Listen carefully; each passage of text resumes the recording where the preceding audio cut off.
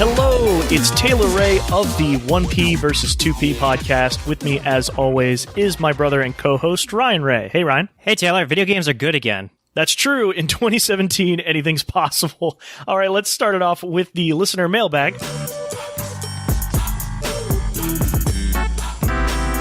From our last episode, episode number 87, we talked about our dream game mashups, or more or less, Ryan mostly did. But we had a response to someone who followed us on Twitter from @ChocolateAudible telling us about his dream game mashup, saying, Mushroom Kingdom Civilization. I would love to play as the Shy Guy Empire, so long as they are true to their OG Paper Mario selves. So he's talking about sort of a Mario mix-up with Civilization, Sid Meier's Civilization series. I could see that being really, really cool, actually. I was trying to remember what the Shy Guys were in Paper Mario, and it was kind of like a toy box scenario where you had to go around to the different stations, and there was like a Shy Guy captain boss. It was really, really cool, really neat way to get that going. And I could see there are a lot of different factions in the Mario universe. You could have the Toads, you could have the Shy Guys, you could have the Koopa Troopas, Bowser Squad. Now Mario's teamed up with Rabbids. Who knows the possibilities? Yeah, we'll get into that later in the show. Mario and Rabbids Kingdom Battle for the Switch. Last we have, in response to an article we shared from Kotaku talking about Capcom re-releasing Street Fighter II on an SNES cartridge. That's right, a Super Nintendo cartridge in 2017, a new collector's item. We'll talk about that later in the show, but in response to us sharing that article on Twitter, @MoreOwen2 writes, cool, but watch it be sold on eBay for $10,000. And it retails this one for $100. Yeah, it's quite an interesting item. It seems like nostalgia is back with the SNES Classic, all these flashback cartridges. Nostalgia is in. It's not like Capcom hasn't really done re-release Street Fighter II before, ever. It's just interesting to note that they're doing it on the original hardware. And this looks to be like a repro cart, right? You see these if you go to MagFest or PAX, vendors selling kind of bootleg versions of either old games or fan games on these what look like very legitimate hardware. So now Capcom is doing it in official capacity. So yeah, and it was only limited to 5,500 total copies. It's been sold out, but from what I understand, though, it didn't sell out pretty quickly, which means to say that people weren't that excited about it. I would say that I personally, as a collector, as an irrational person, spending $100 on a reproduction SNES cart is not at the top of my list of priorities. Then again, I've spent money on worse things. But it's really funny that we're seeing officially licensed Super Nintendo carts coming out, especially for something like Street Fighter II, which has been re-released 20 times. It was re-released this year on the Switch for $40. Street Fighter: The New Challengers. Oh my god. Well, clearly people are still playing it nowadays.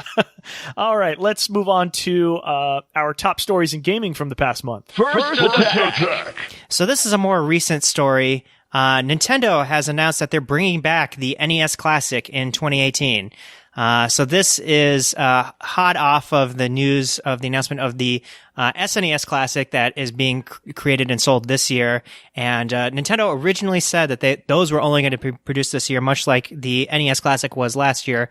But after disappearing from store shelves and with such high consumer demand, the NES Classic is coming back. And Nintendo also announced that the Super NES Classic will continue to be shipped through 2018. This is really surprising news. Like I said, the SNES Classic was originally slated to end shipments this year. That thing is coming out September 29th, pretty soon here in North America. The NES Classic, which was discontinued this past spring, will return next summer. Nintendo, of course, will be announcing more details at a later date. And this announcement also comes after Nintendo of America president Reggie Fils-Aimé told a newspaper, the Financial Times, that the short supply of the NES Classic was not an intentional move to create buzz, and that consumers should not buy the rare items from scalpers, as has been the practice. People buying and reselling these rare items for way more of a markup than they were originally costing. Here's the quote from him. He says, "I would strongly urge you not to overbid on an SNES Classic on any of the auction sites. You shouldn't have to pay more than the retail value of $79.99. which, good on Nintendo for finally doing the right thing. I think this is going to be I'm strongly going to urge us to, this is going to be the theme for this week's show, do the right thing. But this is Nintendo finally doing, what should have been done in the first place, discouraging scalpers, not preventing people, but discouraging that practice. This like feeding fest that has come around the rarity of these items. They're only going to produce them for a limited time. That's so crazy to me. Why wouldn't Nintendo put out at least some, compilation of these games on the Switch, if they're not going to do more hardware? This is them doing the right thing. It really is. And I think it's a great pivot. You saw something similar with Nintendo about 2.5 years ago with the Amiibo demand and those shortages with the original Smash series. I was completely involved in that. And, you saw this pivot from, well, it's too late. You're not going to be able to buy these Amiibos in very short supply from the retailers that you want to at $12, $13. Instead, you're going to have to pay at least 3 times the price on places like eBay. And that was a huge shame. And then obviously Nintendo is paying attention to all the fan reaction, on their social media channels, on YouTube, on Twitter. And they're seeing everybody just not making sense of the whole idea of this feeding frenzy, right? These things are literally selling out within seconds. And this happened. We talked about this in a past episode. This literally happened about a month ago with all the SNES classics just selling out in the middle of the night. It was like 1 a.m. Eastern time when they went up on like Best Buy, on Amazon, Target, you name it, wherever. It was just insanity. And I was fortunate enough to get one. Ryan, you didn't get one. You didn't get a pre-order for this SNES Classic. I'm just very, very, very happy that Fils-Aimé is really coming out. Reggie is reassuring us. There are tons and tons of fans. You're just going to cause more and more people to get angry if they can't get their hands on this really, really kind of cherished collector's item. So I'm very excited about this news. Right. And nobody really enjoyed the like Black Friday-esque like experience of buying this thing. Like I don't want to have to like check Twitter every 5 seconds to see if like, oh, the pre-order's up, did the store get my order correct? Like that's not a fun experience for anybody, even if you like want to jump through all the hoops. Right. Just make it widely available at like and sell it at a reasonable cost and like boom, done. Yeah. And fortunately I missed out, even though I got the SNES Classic, you got the NES Classic. From a random Amazon, what was it, the treasure truck in Chicago? Right. That was bizarre. Yeah, that was so random. And like, to be honest, I didn't feel great about that purchase. It was just more one of those things. It's like, oh my God, this is happening. I have to do this. And like, yeah. Consumerism at its worst, right? Right. Hey, it gets all of us. But yeah, I'll probably pick up the NES Classic as long as it's, again, not a huge feeding frenzy, and it's pretty widely available. Very hopeful. I'm very glad that Nintendo is doing this. So good job out of them to increase their production. All right, let's move on to our next story, which caused quite a stir as anything on the internet, really. South Park: The Fractured Butthole. This is the upcoming Ubisoft joint. Has a new difficulty slider that changes the color of your skin from white being the easiest to black being the most difficult. So, in 2017, we're talking about, racial issues quite a bit. And now South Park, of course, being never to shy away from a controversy, is poking fun at this about how difficult it is to play the game and perhaps real life while being black, right? Right. I mean, the whole thing is just so, like, it's such a misread, even from South Park. Like, they're setting themselves up for such a high bar to, like, pull off this level of satire. This is coming from a show that's had huge problems with race. There's a character literally on that show called Token. I think it's interesting for them to, like, somebody should be pointing out the hypocrisy in this, but I don't expect, like, South Park to, like, treat this topic with any sort of like grace or like this whole like making it, if you want to play on a harder difficulty, you have to play as a person of color. That's both bad from an accessibility standpoint and also like, if I'm a person of color and like I want to play a game with my avatar because this game encourages you to play as a character that you create that's, there's literally a customization thing in the first opening minutes. Then I have to play a harder game, and it's like, that sucks too. Like Cartman's comment, apparently in the Eurogamer report that this, first news came out of, Cartman's comment is like, oh, don't worry, this doesn't affect combat, just like every other aspect of your whole life. Like, I mean, it's very on the nose. I'm not going to defend South Park.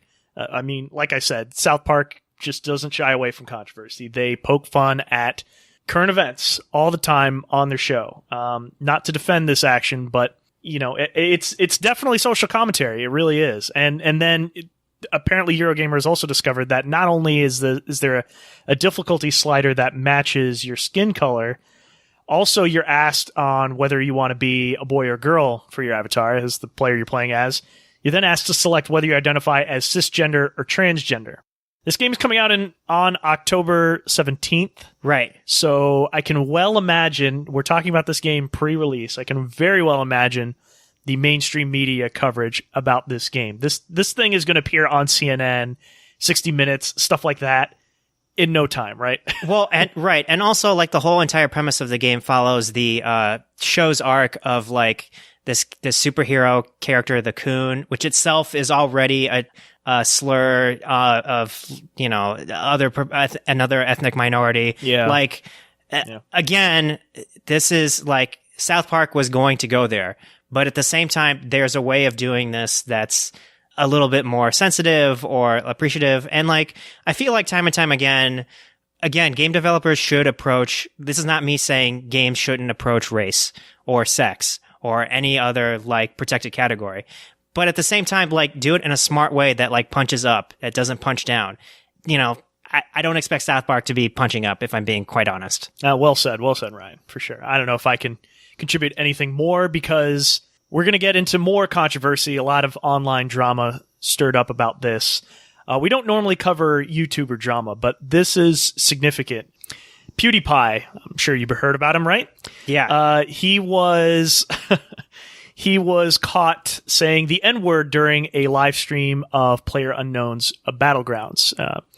His largest fans were defending this as a slip in the heat of the moment while playing an online game, and many others were decrying it as he's a closet racist and he should apologize immediately for this.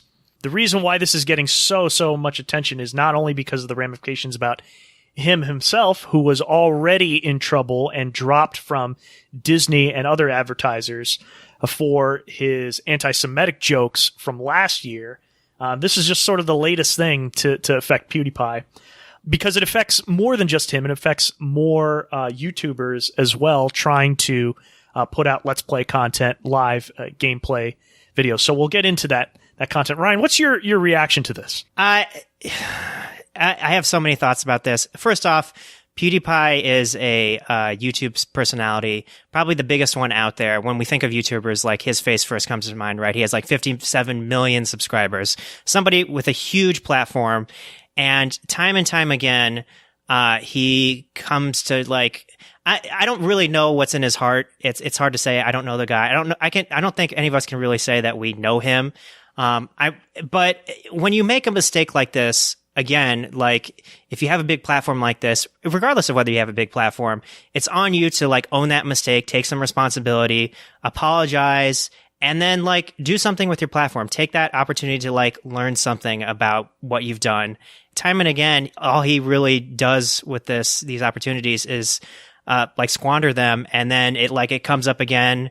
And like PewDiePie is somebody who we kind of watched grow up on the YouTube scene. Like he was one of the first people to like make this happen. And like the first time that this kind of incident happened with him, we gave him a pass.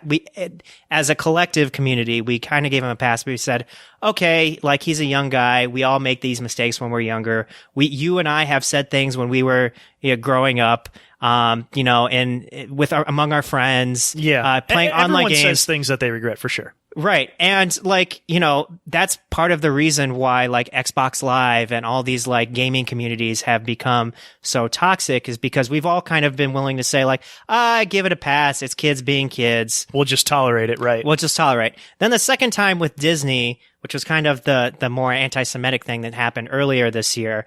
Was it this year or last year? It doesn't matter. It doesn't matter when it happened. Like the second time, it's just like, okay, well, there were actual like, he's free to say whatever he wants, but there were like severe consequences for him. He had pretty much like a golden deal with YouTube Red and Disney, and then he mucked it up and he no longer has that, and he's still got to like slum it like the rest of us on YouTube.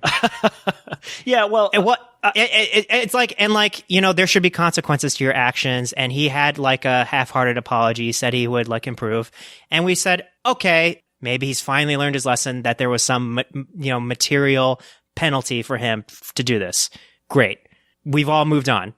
Then this time is like, how many more chances does this guy get, right? If this was anybody else, if this was you or me, like, we have been one and done. Nobody is keeping like a list of who's racist or who's not. And it's time and time again that like I can't imagine being like a person of color and like seeing this again. It's just like, again with this guy, like, we have to have the racism discourse again. Like, I'm just so tired of it. Yeah. He should be using his platform to like, promote other people of color and like, promote diverse games. And instead he's just continuing to like mess it up. Like, I'm so done with him. Right. And I'm not going to defend what PewDiePie did. It's really inexcusable, but he is not an American living in the United States, not born and raised here. He is Swedish living in the UK. So I don't think he is actually really aware of, first of all, his massive audience, not only here in the US, but worldwide, how it plays out, how this discourse plays out here in the United States, where racial issues, and especially the use of the N-word, I mean, that is just never okay in any circumstance by anybody, really. And this half-hearted apology response video that he put out 2 days later after it happened is, again, disappointing. It's necessary, but still disappointing. How many times are we going to give him a pass? He has millions and millions of kids. Most of his audience is, these are kids in their formative years, and he is setting a very, very, very poor example for being such a popular streamer. It's really, really such a shame. I don't know how else to react to this.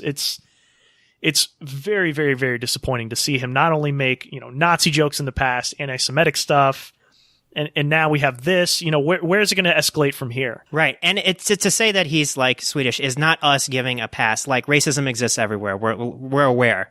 Even done in like from a place of ignorance, like, especially him having done this kind of mistake before. Dude, you got to be aware. Yeah. If you're a person on the internet, you're doing Twitch streams, you're doing YouTube, you're on Twitter, like, come on, you're not under a rock. This is the internet. Yeah. Like, I'm not trying to be like the like woke gamer or whatever here. This is not like being like performatively woke. But at the same time, at the same time, that phrase was woke. Yeah. To be honest, like, at the same time, like, just be a decent human being. Do the right thing. Again, do the right thing. In this context, This means like, don't be a racist jerk. Don't say things on a platform. Don't say them at all. Like, it says a lot about him that like in a heated gaming moment or whatever, you would go to say like the substitute for asshole in this case is the N-word. Like, that says a lot about the content of his character. And this has a much bigger impact than just himself or his audience and the reactions that he's getting, because now what's happening is this backlash is not only affecting him, but affecting other YouTubers and their ad revenue. So there have been a lot of concerns about this in general from the Let's Play community. But specifically, we're going to talk about the developers behind Firewatch, if you can recall that game from last year. The studio Campo Santo, game developer Sean Vanneman, said on Twitter that he would be filing a DMCA takedown on PewDiePie's YouTube footage featuring that game, as well as any other future releases should he decide to play them. He followed through with this. That actual Firewatch Let's Play video by PewDiePie is no longer available on his channel, on YouTube at all. The reason that he did that right is that, like, in theory, Camposanto benefited from PewDiePie. YouTube videos are monetized. So in theory, Yes. some players saw the PewDiePie video and may have purchased the game, and Camposanto made money off of that. So they didn't want to be associated with his brand. And it's kind of created this brief panic, because for the most part, the existence of Let's Plays and people streaming video games has been a beneficial workaround around copyright law. DMCA refers to the Digital Millennium Copyright Act. It basically says that if you're a rights owner, you have the right to pull down content related to your copyright that is objectionable. Objectionable can be any amount of things. Yeah, it's a giant gray legal term. And this is especially a giant legal area, a legal moral area. Well, it's moral because, it's gets into the question of what is free speech, what is protected speech, what is fair use. But it hasn't really ever been tested in the courts. Right. And my sense in the reporting that immediately followed this story is that neither game developers who benefit in theory from having streams of their games put out as free marketing, and also the YouTubers who benefit from having rights holders saying okay, cool, we think this is cool that you're doing this. That's never borne itself out in court, and neither side really wants to test this because it could get to a very sticky situation very quickly. It could be very expensive with litigation. And all it was this is to say that streaming exists because it's something that video game companies allow to exist. Fair use has never been really tested in this space. Yeah. And this is this could potentially be them testing the waters to see okay, I agree with, everybody that said Camposanto absolutely has the right to not have their game associated with somebody who makes comments like this. But at the same time, does this create a precedent for, other game devs to say okay, well, I don't agree with this person's views, so they can't monetize on our game. Right. And this has been a problem before with, if you recall, it was a Digital Homicide, a very small indie studio that was putting out shovelware on Steam, and Jim Sterling called them out and criticized their videos, and it turned into this legal back and forth. He was ready to make the fair use argument in court until the court decided to throw out that lawsuit. It does boil down to that argument between Let's Play videos. Are they completely protected under fair use? We don't know. Do all developers and publishers have rights to pull down any content they deem objectionable, whatever that means? The answer is yes for now. And I've read a little bit more about this from attorneys who specialize in the gaming industry and their opinions about this matter. And they argue that as it stands right now, the way DMCA works is that, yes, all developers and publishers have their right to take down any video involving their gameplay footage, whether or not it's a game that's a Let's Play, whether or not it's openly criticizing their game, whether or not it's praising their game, whatever their material is, they have the option to take it down with really no recourse for the streamer, for the person on YouTube, the Let's Players. So yeah, it's kind of a weird precedent here. I can't fault Sean Vanneman for disagreeing with PewDiePie for taking down those videos, but this could start something bigger. This could be a turning point where we see fair use and YouTube and Let's Play videos start to get argued in court. There is no precedent for that right now. It's very, very interesting to follow, so we'll stay tuned for this. Yeah, absolutely. And two final points before we move on. This is a very American-centric point of view on copyright law. Copyright law is not universal across waters. For example, in Australia, there are no fair use is not even a thing. So basically, Australian streamers don't have the same rights to put out gameplay videos as we do.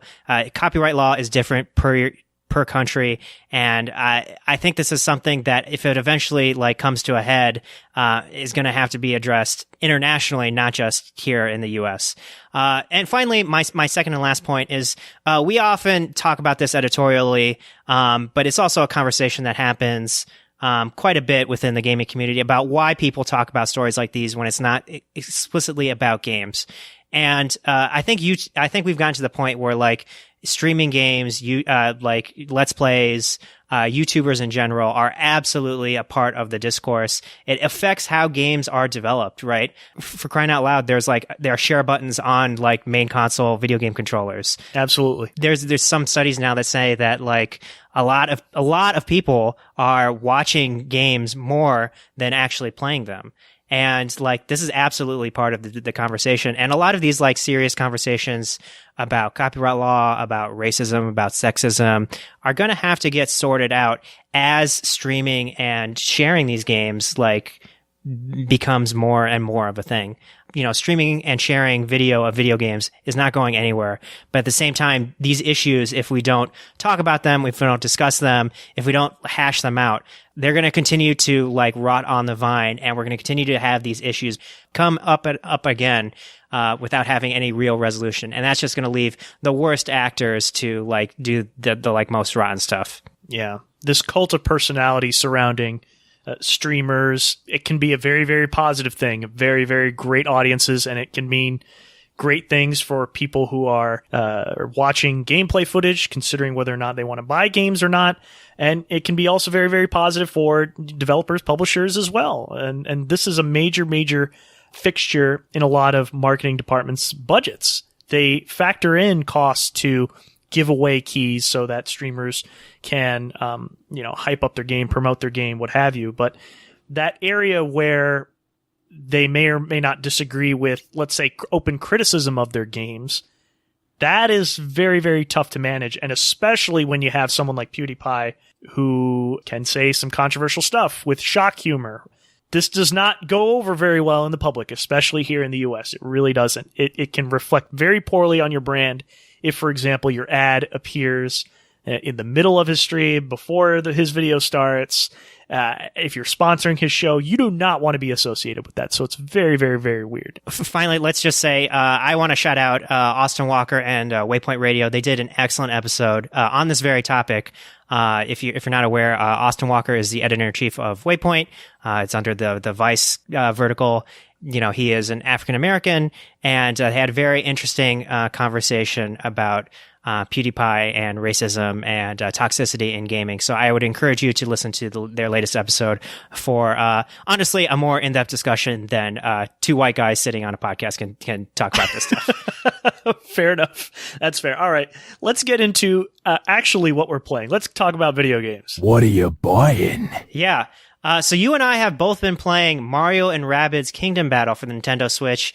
This is the Rabbids game you never knew you were going to love. Yeah, I mean, if you remember the reactions that we had initially about this game when it initially leaked earlier this year, I mean, people were like, what? Mario and Rabbids? How could this possibly be any good? And you know what? It is a huge, huge surprise, and I'm having a ton of fun with it. Just to describe what this game is, for those of you who are unfamiliar, Mario plus Rabbids Kingdom Battle is an XCOM-style tactical game set in the Mushroom Kingdom Mario universe that's been invaded by Rabbids. These are Ubisoft sort of minion-like creatures. It's very charming and witty and funny, but has that polish and Mario style that I think really, really entertains me a lot. That's really what I could say about it. It is not as punishingly difficult as XCOM traditionally is, but it is still fair and tough nonetheless. Yeah, and I think it has some very like lighthearted character moments that really goof well on like the Mario tropes that we've all come to like know and understand over the, almost 30 years of Mario games we've had. There's this is in theory, this is a kid's game, and they gave Mario and friends like basically arm cannons, guns, for lack of a better word. I mean, there isn't really, it's cartoon violence, you don't kill enemies, you make them, you basically cleanse them and take them back to the Mushroom Kingdom, and to like get them back into like the good side of things. Yeah, nobody ever dies really. There's no real violence here. It's all beams and lasers and disappearance. Like nobody's dying on the battlefield. But I am surprised the like level of like let's say French humor that gets into this game. Like in the first world, there's kind of like a backdrop scene with a Goomba being set up on like a water fountain. And there's kind of like a douching joke about that, and it's kind of it's like one of those things. For example, like you know how It's very it's like surprising, how yeah. you know like Shrek the movie, it was like a kids movie, but there were like jokes written in there that only adults would understand. It's a little bit like that. There's a scene in like the third world where the like Roomba-esque like guide to that world, Beepo, it kind of like curses, it bleeps it out, but I was just like, wow, there's a like sort of curse in a Nintendo game. Yeah, alongside Mario characters. Yeah, I cannot believe that this like passed certification or Nintendo's lawyers or like, but it's really crazy. It's a fun game. It's something that I didn't ever think I would ever really enjoy. It's like way better than any Mario crossover game has any right to be, right? Like Mario has been in crossover games before. Mario and Sonic go to the Olympics, and those games are always like not that much fun and don't use the licenses very well. And I think here both Mario and like this is making me like Rabbids. Like why? Yeah, they're annoying creatures, and it's fun. And as someone who really, I was very turned off with XCOM and the random dice rolls. You'd have shots on the battlefield where it's 90% chance to hit and you have a miss, and you're like, I can't believe that. This game is a lot less about that and much more about smart decision making. The chance to hit enemies boil down to just 0%, 50%, and 100%. There's no sort of in between here, and it depends on where you're shooting from. Your characters either hitting enemies that are in and out of cover, and combine that with a bunch of different abilities that, again, are very similar to XCOM, but still are unique and fun and interesting in their own way. It's really, really, really a huge, huge surprise, having a ton of fun with it. I'm only on World 2. I played about only a couple of hours into it, but I can already see the difficulty ramping up significantly. So it's not a walk. It's not a cakewalk. This game, just because it has Mario and Rabbids, doesn't mean it's easy. It's a tough tactical RPG. Right. Well, speaking of games in which you shoot things, let's talk about Destiny 2, another game that you and I are both playing. Destiny 2 came out on PS4. The PC version is coming out in about 2 weeks. Out on Xbox One as well. Of course, because Sony did a marketing deal, there's some exclusive content that will probably be put as part of a free update on Xbox One and the PC later. But in any case, what are your impressions of Destiny 2? Speaking as somebody who got in on the original Destiny and didn't enjoy its long tail. Yeah, I really didn't. Destiny 1, just to give you some context, played the base game, maxed out my level, started getting into the grind of light levels and performing raids, and it was a massive slog around Destiny 1's launch on PS4. I just didn't fall in love with it. Now, from what I've heard, especially from you, Ryan, who actually did play through the DLC all the way through the Taken King expansions, it's significantly improved in a lot of different ways, primarily with the loot drops, and the sort of difficulty and the grinds for the raids as well. But it had a lot to be left desired, I felt. So I bounced off of Destiny 1 pretty quickly. Destiny 2 is a very different story for me personally. I am immediately enthralled with it. I think the story, the environments, which are a lot more visually diverse and interesting than the first Destiny, the loot drops, the public events, we can get into these details, especially around Game of the Year coverage, because it's certainly going to be in the conversation. I really like all the improvements that Destiny 2 has made. I think Bungie has done a great job this time around. I kind of have another take on this. I don't think Destiny 2 quite is the Destiny game that was like promised when this idea of like a game having a 10-year lifespan quite has yet. But Destiny 2 is definitely a step in the right direction. It's funny. The thing that like that most people had to like get fixed was just like, hey dog, like fix the loot drop tables to make sure that like you're constantly getting better guns. Like exotic items now are like story quest rewards. More people will encounter them. It's funny. All they had to do was like increase the percentage rates of those drops, and like bam, you've got a better game. Yeah, well, yeah, it's a big part about it. But they did a better job all around. Like the story is like there's certainly they've put some more care into the story, but it's your typical like popcorn sci-fi fare. It's not anything that's going to blow your socks off. I will say, having just completed the single player story, the final mission is extremely cool and culminates in a really cool final boss battle. You know, this being kind of like an MMO style action shooter, you know, there's a teaser for what the like raid boss is going to be. And of course, like you beat the final mission and then you get dropped back into the world as if nothing ever happened. There is a cool change to the social space. I will say that without getting into too much spoilers, but it's one of those things where like, so the part of the premise of this game is that like, and this happens in the opening hours, is that like all the guardians from the first game lost all their lights, so they can't respawn.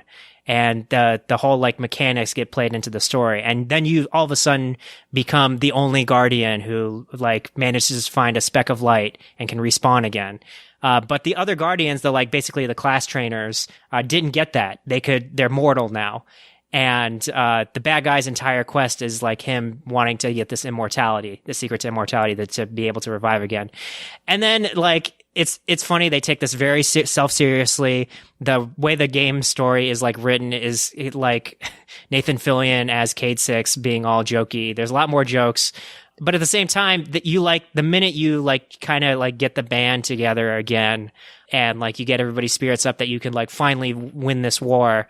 The minute you see them, you're like, oh yeah, they're just going to be like NPC vendors who like sell guns and armor to you. So of course they're not going to die. Like it's kind of, I see what you're saying. It's kind of like having a story with no real consequences of the actions. So, but at the same time, like the gameplay is really good. Like it's fun. It's like original Destiny. Like the guns are real fun to shoot. Yeah, and plus also you can get your multiplayer shooter fix as well with the Crucible as well. If you don't feel like going on these quests and if you're just playing single player, you don't have regular friends that play Destiny 2, you can always just join in and play Team Deathmatch or a couple of other objective-based modes as well. So it's not just you shooting a bunch of AI and hoping for a bunch of loot drops. You can also play the Crucible as well. The gameplay is very, very, very tight.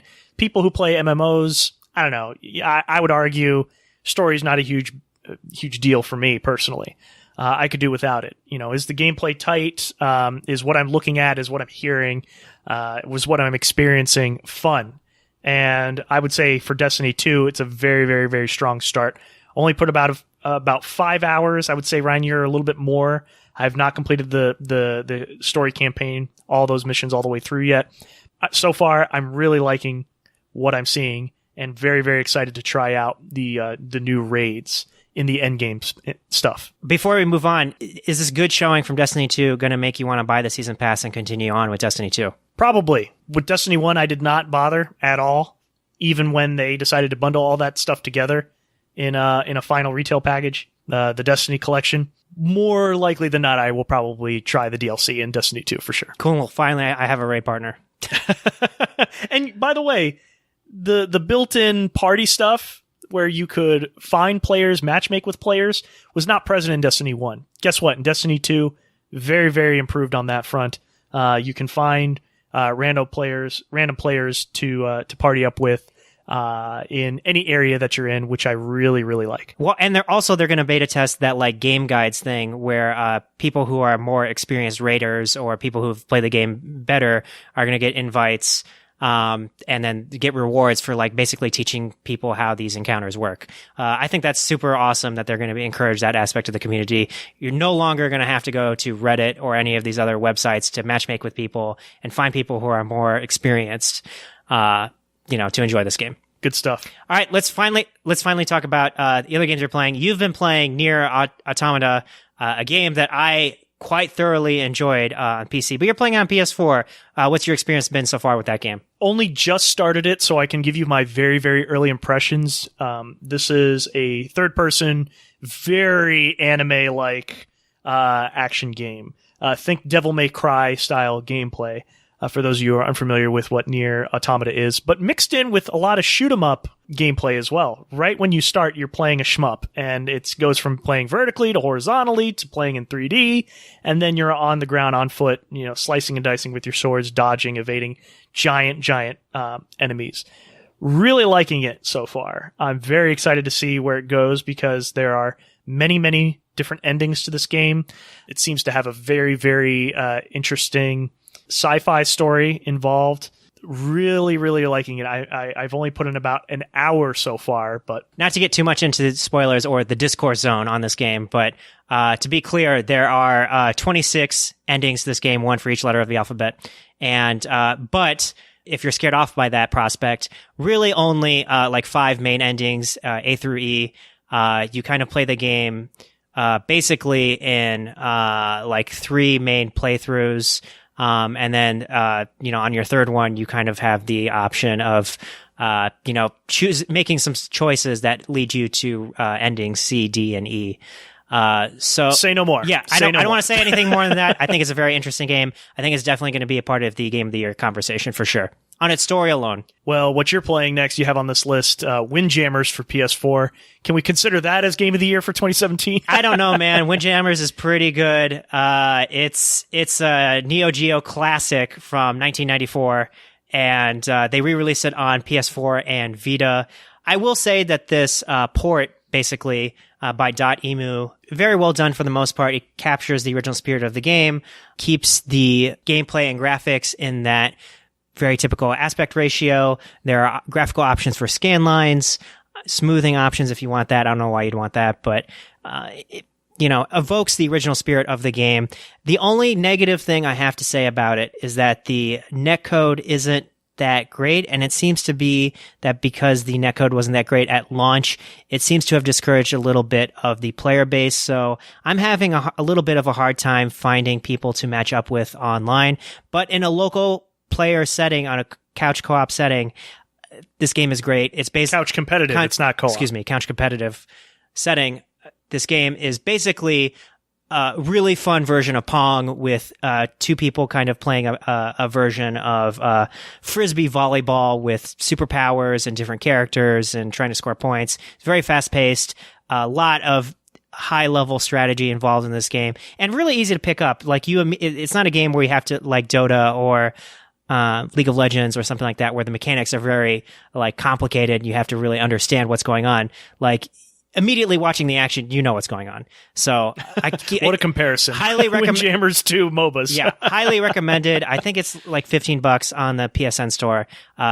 It comes well recommended. Yeah, I mean, this is a game that plays amazingly well on Neo Geo, those arcade machines. We played it at MagFest a year ago. Super fun. Glad that it's made a comeback. It has that LA 90s beach vibe to it that I really like. Super a fun game. Haven't tried this updated port on PS4 or Vita, but I'm glad to hear that it's good. It's a little disappointing about the netcode. You're talking about like online when you do find somebody online to play with. Is it a little bit laggy because it is a very fast-paced game? It's not. I haven't found it to be that laggy. I just find it a little bit. It takes a little bit long to find a match in the first place. Like I've had a hard time matchmaking with people. Anywhere from 2 minutes to 10 minutes trying to find a match. That's not all that acceptable. Queue times, man, that's a bummer. All right, I guess we should wrap this thing up. If you liked our show, please subscribe, rate, and review us on Apple Podcasts and Stitcher. We would greatly appreciate the reviews. Keep them coming. They're a huge help. You can also listen to us on YouTube, Google Play Music, TuneIn, or our website, which is 1pvs2p.com, or search for us using your favorite podcast app. And as always, like us on Facebook, find us on Twitch, and follow us on Twitter at 1pvs2p_podcast. We also want to thank Phonetic Hero for the use of the songs for our show, Coffee Stomp, and Super Manly Brothers X. Both songs are part of the compilation project Chip Tunes Equals Win. Thanks for listening.